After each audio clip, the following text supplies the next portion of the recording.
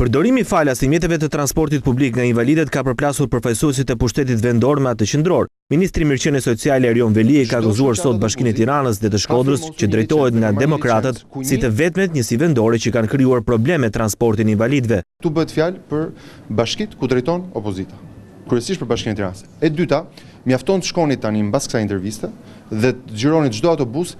Në kokë të autobusit është logoja e bashkisë, jo logoja e qeverisë.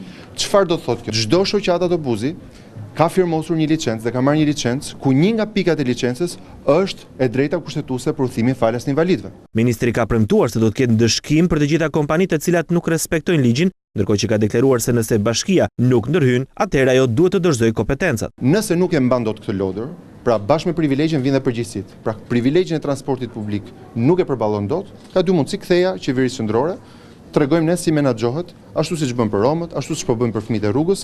E minjëhershëm ka qenë reagimi i Bashkisë së Tiranës. Përmes një njoftimi për shtyp, ajo ka akuzuar ministrin për paaftësi duke kërkuar të mos fshihet pas sulmeve politike, pasi ligji e ngarkon atë në përgjegjësi. Përmes një njoftimi për shtyp, Bashkia ka deklaruar se privimi i transportit falas për invalidët është një akt i turpshëm i qeverisë. Bashkia kërkon nga qeveria të marrë masa dhe të zbatojë ligjin që vetë miratoi në kuvend. Sipas Bashkisë, ligji i ri detyron Ministrinë e Mirëqenies dhe Ministrinë e Arsimit të subvencionojë transportin falas dhe me tarifa të reduktuara. Në një tjetër aktivitet, Ministri i Mirëqenies Sociale ka premtuar sot angazhimin e qeverisë për të ndikuar tek biznesi, për të përcaktuar pagën minimale në kontratat kolektive dhe për të garantuar zbatimin e kësaj nisme. Ministri Veliaj në konferencën ndërkombëtare të punës deklaroi se do të përmirësojë sistemin e monitorimit, mbledhjes së të dhënave së bashku me Instat dhe Ministritë e Linjës.